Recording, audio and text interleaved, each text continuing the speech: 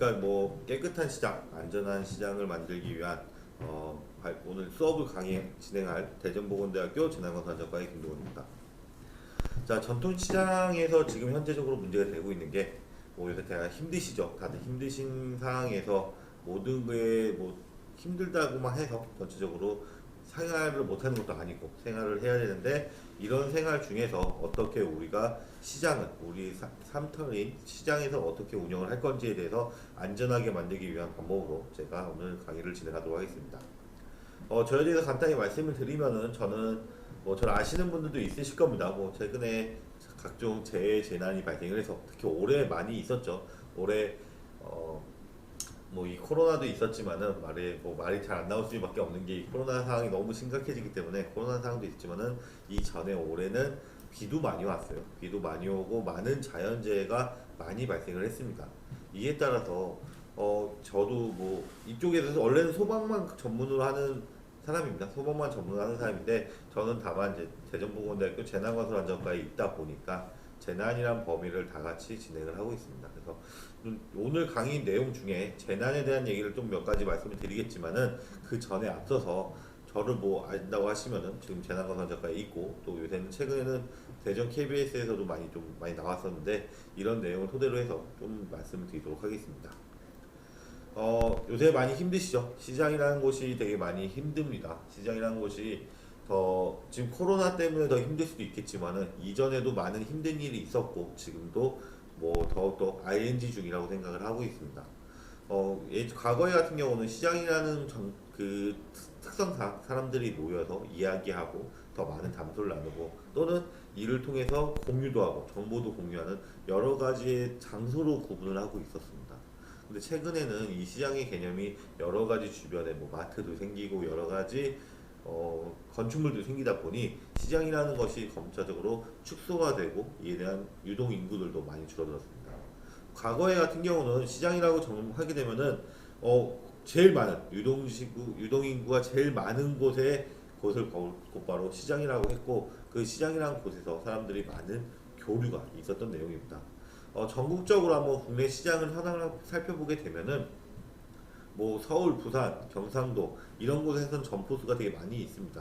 근데 이 점포가 본인이 갖고 있는 점포가 아니고 거의 다 임차를 해서 쓰는 점포들이 많이 있고요. 또 사용하지 않는 비점포가 10%가 넘기 시작했습니다. 이런 뜻은 주변에 시장이랑 유동인구도 많이 없어지고 있지만은, 유동인구도 없어지고, 또 하나는 대형 마트들이 생기고 여러 가지 편의점이 생기고, 사람들의 생활 패턴이 다르다 보니까 이렇게 이용하지 않는 점포들이 많이 생기고 있습니다. 근데 이런 시장 같은 경우는 일반적으로 보시면 고밀도한 도심 지역이라고 밀집하다고 얘기할 수 있습니다. 그러니까 고밀도화, 사람들이 밀집되어 있는 곳에, 도심의 지역의 중심적으로 항상은 있고 있었던 곳이 원래는 시장이었습니다. 근데 이 시장의 개념을 많이 잊어버리고 있고, 또 사람들의 생활 패턴도 없어지고, 과연 이거에 대해서 여러 가지 문제가 있을 수도 있어요. 근데 제가 오늘 강의할 주제를 보게 되면은, 깨끗한 시장 또는 안전한 시장. 사람이, 여러분도 마찬가지고 저도 그렇고, 저도 요새 시장을 많이 갑니다. 원래 저 아까 전에 이력을 보셨겠지만은 원래는 인천입니다. 인천이 연고인데, 인천에 있는 시장을 저는 한 두세 군데를 자주 갑니다. 본가를 올라가게 되면요. 근데 대전에 오게 되면은 아직 물음표예요. 물론 많이 가긴 해요. 시장도 많이 가고, 마트보다는 시장 쪽으로 저희는 많이 이용을 합니다. 왜냐하면 덤이라는, 또 정이라고 하죠. 덤이라고 해서 정이라고 표현할 수 있는데, 덤이라는 것도 있고, 또는 아주머니들이 또는 상인들께서 말씀하시는 내용 자체가 형식적인 건 아니잖아요. 그때그때 틀리게 사람하고 친근감 있게 많이 오게 됩니다. 근데 과연 이런 곳에 안전할까? 라는 걸 먼저 오늘은 질문을 드리고 싶습니다. 안전한 곳은 사람들이 심리상 안전한 곳이라는 곳을 찾아가게 돼 있어요. 똑같은 곳을 판매를 하고, 똑같은 물건을 판매하고, 똑같은 곳을 간다고 해도 안전한 곳을 먼저 가게 되지, 내가 여기는 조금 그런데 이런 곳은 안 가게 돼 있는 게 사람의 심리입니다. 그래서 우리 시장이 얼만큼 더 안전하게 구성이 될 수 있는지를 오늘 말씀드릴 겁니다. 그래서 전체적으로 이런 시장의 전체적인 패턴을 바꾸라, 이런 강압적인 내용보다는 우리가 불에 대한 거 얼마나 객관심을 갖고 있고 이 화재에 대해서 얼마나 위험성이 있는지에 대해서 뒤에서 집중적으로 말씀을 드리도록 하겠습니다. 시장을 보게 되면은 우리나라는 여러 가지 시장이 있습니다. 뭐 소규모부터 대형, 뭐 지금도 마트도 마찬가지죠. 소규모 마트부터 해서 대형 마트 이렇게 많이들 있습니다. 근데 우리나라도 보게 되면은 시장도 소형 시장, 그다음에 대형 시장으로 이렇게 분포가 됩니다. 근데 국내 전국적으로 따져봐도 소형 시장이 되게 많아요.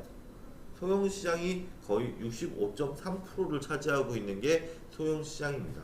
뭐 소형 시장에서 100개 미만의 점포들을 갖고 있어도 이건 소형 시장으로 다 카운팅이 되기 때문에 그래서 더 카운팅 빈도가 틀릴 수도 있겠지만은 여기 차이점이 좀 많이 있습니다.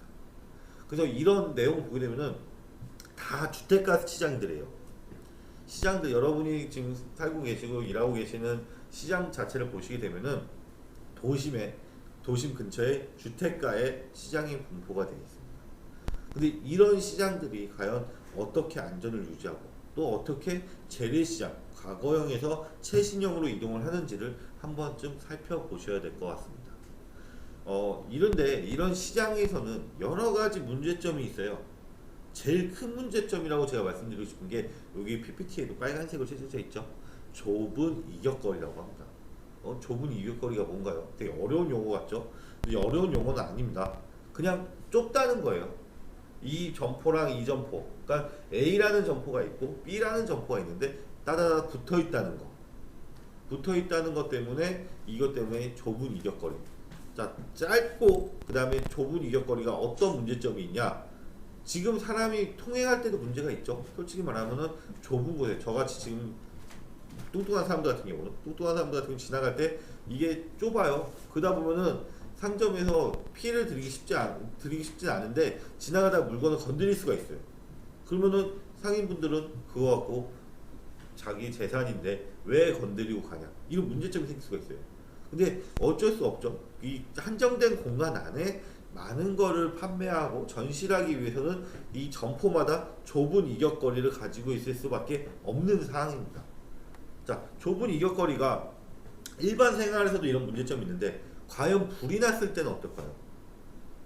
자, 도화선이라고 아시죠? 도화선이라고 해서 화약 같은데 불을 붙일 때 쭉 붙어서 올라가는, 그러니까 우리가 불을 붙이기 전에 쭉 불을 일부러 붙이는 이 도화선 같은 역할을 할 수 있는 게 이 좁은 이격거리라고 말씀드리고 싶습니다. 무슨 말이냐? 우리 점포가 아니에요. 우리 점포가 아니고 옆 점포에서 불이 났어. 근데 옆 점포가 불이 났는데 이게 이불집인지 뭔지 모르는 점포예요. 랜덤으로 하죠. 랜덤으로 했을 때 이 집에서 불이 났을 때 넘어오는 거는 이 좁은 이격거리가 있기 때문에 좀만 넓으면은 시간은 딜레이가 할 수가 있어요. 근데 좁은 이격거리가 있다 보니까 얘는 자연스럽게 도화선이 불 붙듯이 쫙 타고 들어오는 거예요. 그러다 보니까 이거에 대해서 좁은 이격거리가 문제점이 되게 이슈화되고 있습니다. 또 다음에 제가 빨간색으로 되어 있는 게 다량의 가연물이라고 되어 있죠. 가연물.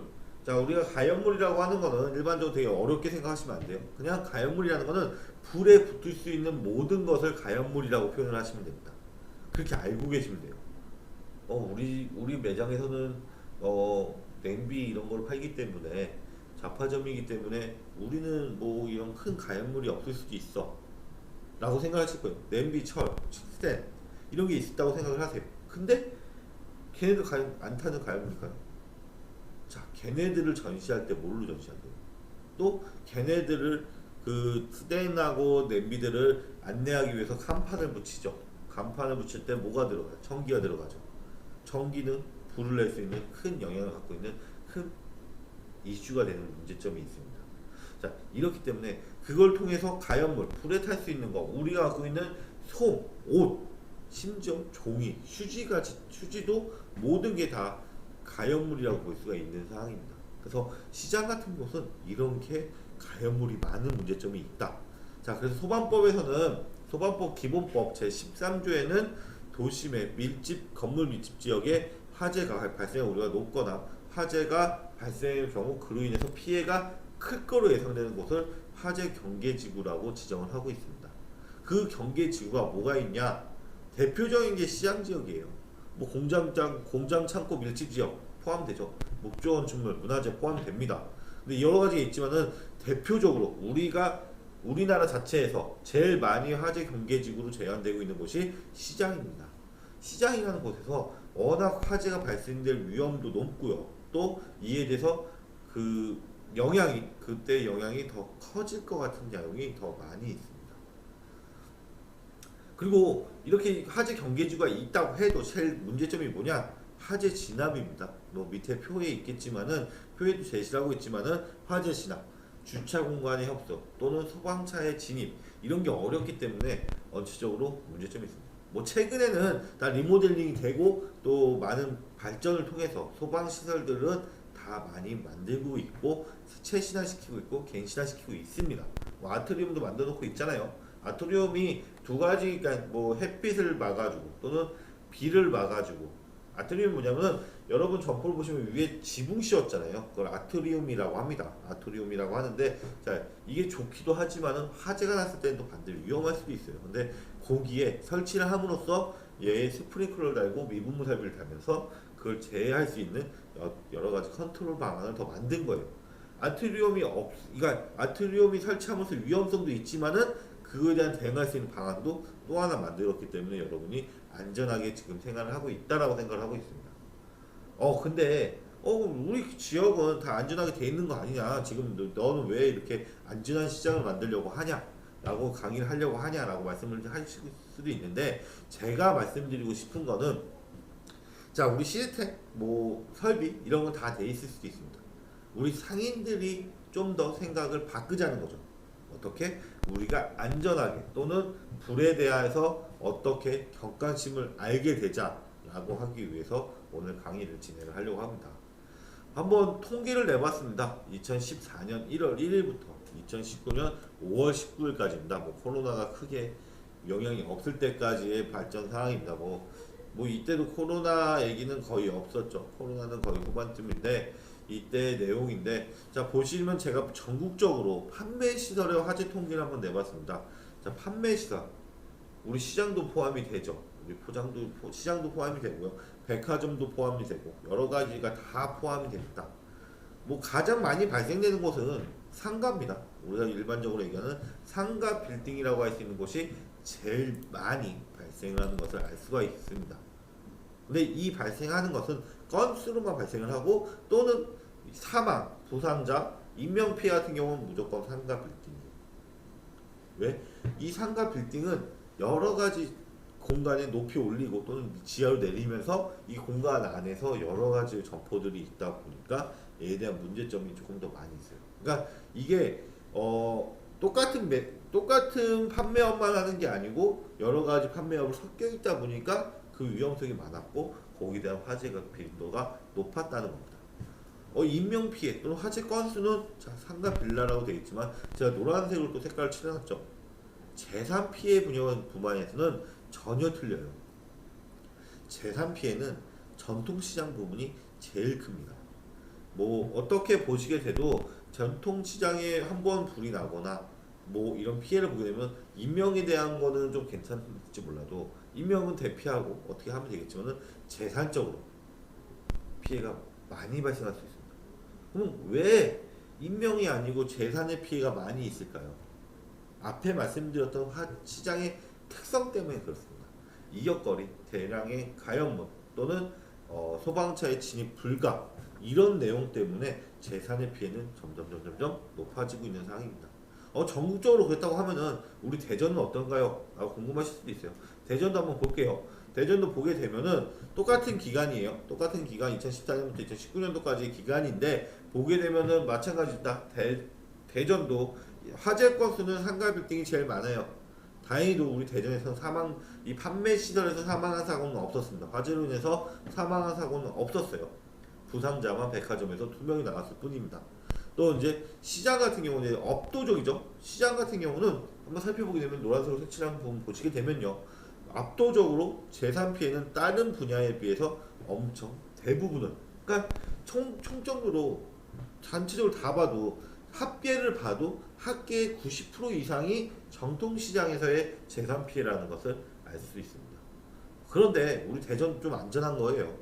대전의 판매 시설은 좀 안전한 부분이 이런 화재 빈도를 살펴봤을 때 1.78%밖에 안 돼요. 무슨 말이냐? 앞에 전국적으로 화재가 발생되고 있고 판매 시설 많이 발생되고 있다고 해도 우리는 1.78%의 확률로 화재가 발생이 되고 있다. 근데 화재는 1%의 화재라고 해도 위험성을 많이 갖고 있다는 게 화재입니다. 그래서 그에 대한 불에 대한 개념을 조금씩 바꿔주셨으면 좋겠다는 얘기로 오늘 강의를 진행하도록 하겠습니다. 그러면은 원인은, 자, 우리 판매 시설 같은 경우는 여러 가지 문제가 있을 수도 있는데 그럼 불이 날 만한 게 없는데? 라고 생각하실 수도 있어요. 그쵸? 우리 일반적으로 저도 그랬어요. 소방이라는 화재를 공부하기 전에 자, 불이 날 수 있는 게 뭐지? 합성? 또는 불장난? 담배꽁초? 이 정도까지밖에 모르는 게 일반적입니다. 진짜 맞아요. 이거 어쩔 수 없어요. 그러니까 우리가 알 수 있는 거는 전기적인 거, 가스, 뭐 큰 건 폭발이겠죠. 폭발 나고 교통사고 뭐 여러 가지가 다 있을 수도 있는데 우리가 일반적으로 아는 거는 뭐 조금씩 객관적으로 조금씩만 알 수밖에 없는 상황입니다. 자, 보시게 되면은 전국적으로 화재 원인, 판매 시설 화재 원인을 보게 되면은 제일 큰 게 뭘까요? 제가 크게 노란색으로 해놓고 빨간색으로 네모 테두리까지 놨죠. 자, 부주의입니다. 부주의라는 게 여러 가지 사유를 다 보관할 수는 했어요. 그러니까 부주의, 사람으로 인해서 발생될 수밖에 없다. 자, 부주의라는 건 어떻게 보면 사람으로서 발생되는 거예요. 뭐 기기가 한 거 아니에요. 기기가 발생하는 것도 무조건 정기적인 기기도 있고 기계적인 원인도 있겠지만은 그걸 떠나서 원인 제공은 사람이 있다는 거예요. 그 사람이 부주의했기 때문에 화재가 발생했다. 너무 두리뭉실하지 않겠습니까? 근데 이게 우리가 통계낼 수 있는 큰 범위 라운더리 안에 있는 내용입니다. 그래서 우리가 그 부주의 화재를 보게 되면은 여러 가지가 있는데 보시게 되면은 제일 많이 받는 게 제일 많지만은 또 다른 곳 백화점이나 아니면 쇼핑센터, 할인점, 시장, 전통시장 같은 경우는 압도적으로 정기적인 요인이 더 많아요. 그냥 상가 빌딩 같은 경우가 부주의가 엄청나게 많기 때문에 틀린 거지 나머지는 전부 다 정기적인 요인으로 발생하는 거가 더 많다는 거. 뭐 200건 건수니까 200건수는 어느 순간 하루만 해도 바뀔 수가 있어요. 이 판매 시설도 많이 발생되는 게 하나의 화재 시설인데 바뀔 수가 있다라는 거 말씀드리고 싶고, 볼게요. 대전 거 볼게요. 앞에 건 전국적이었다고 하면은 대전에서는 지금까지 43건의 부주의 사건이니까 총 화재 건수는 91건이었습니다. 1월 1일부터 2014년 1월 1일부터 2019년 5월 19일까지 보게 되면은 화재 건수는 그렇게 많지는 않아요. 91건. 5년 동안 해서 91건이라면 그렇게 많은 건 아닌데요. 보게 되면은 부주의 화재가 제일 많게 발생이 되는 것을 알 수가 있어요. 우리 대전에서도요. 대전에서도 부주의라는 게 엄청 많이 발생이 되고 있다. 자, 근데 뭐 정기적인 우리 시장 같은 경우는 정기적인 요인이죠.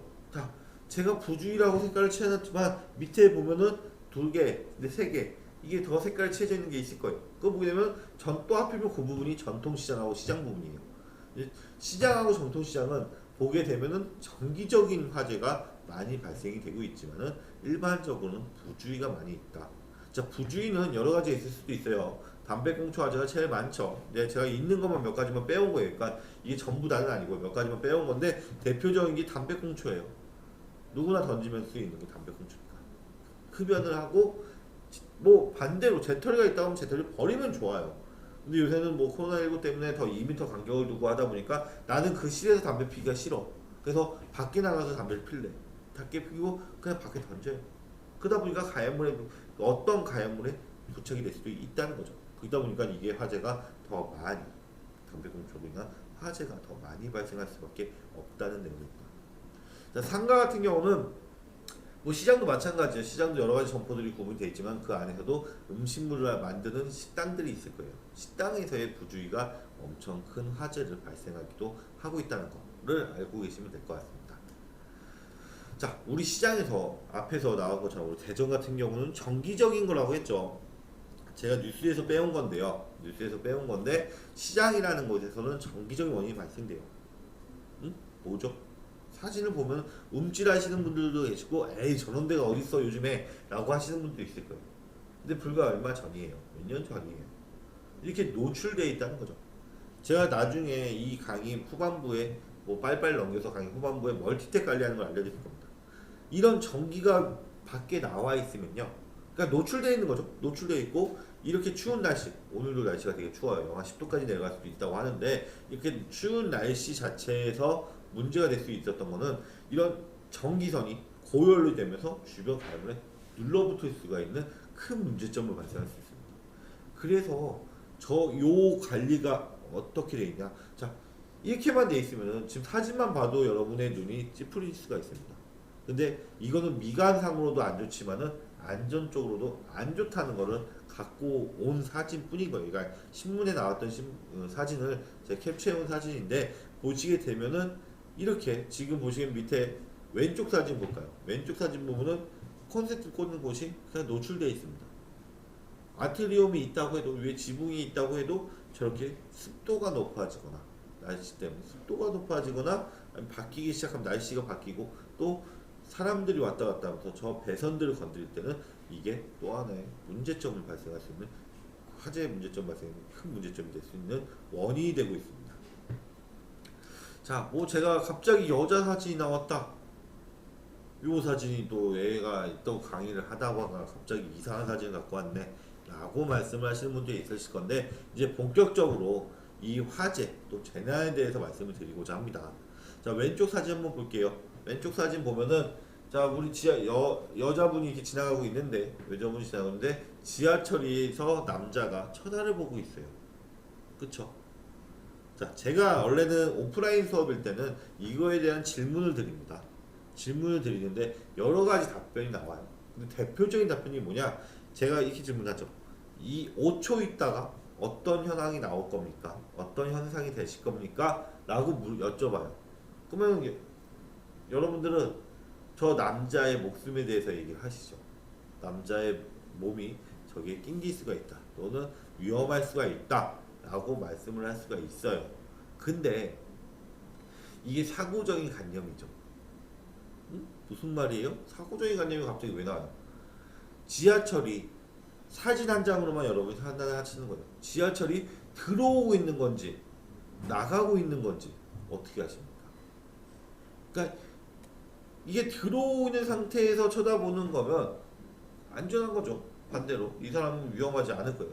근데 이 턴을 반대 나가는 이 역을 나가는 상황에서의 이걸 사진 찍힌 사진이라면 저 사람은 위험한 사진이 되는 겁니다. 여기서 우리가 그냥 일반적으로 오류가 생기는 겁니다. 그러니까 일반적인 그러니까 이 화재나 재난 이런 부분에서는 오류라고 말씀 많이 드립니다. 사고적 오류. 그러니까 내가 생각하고 있는 내 모든 것 때문에 이런 것 때문에 이렇게 주의를 변하게 된다라는 겁니다. 자, 옆에 있는 사진들도 볼까요? 그러니까 이 판단 오류 때문에 여러분이 지금 생각을 못하신 것처럼 밑에 있는 사람들도 부주의, 오른쪽에 있는 사진도 보게 되면 부주의입니다. 다 부주의 사진, 부주의랑 관련되어 있는 건데 부주의를 보게 되면 자, 잔디 깎는 기계입니다. 자동차예요. 자기 잔 자동차인데 앞에 있는 사람을 안 보고 있죠. 왜? 옆에 여자가 있었기 때문에 안 보고 있었던 거예요. 그렇기 때문에 이렇게 부주의. 왜? 나는 여기를 맨날 깎았어. 내 이 잔디를 내가 맨날 깎고 있었기 때문에 내가 익숙해.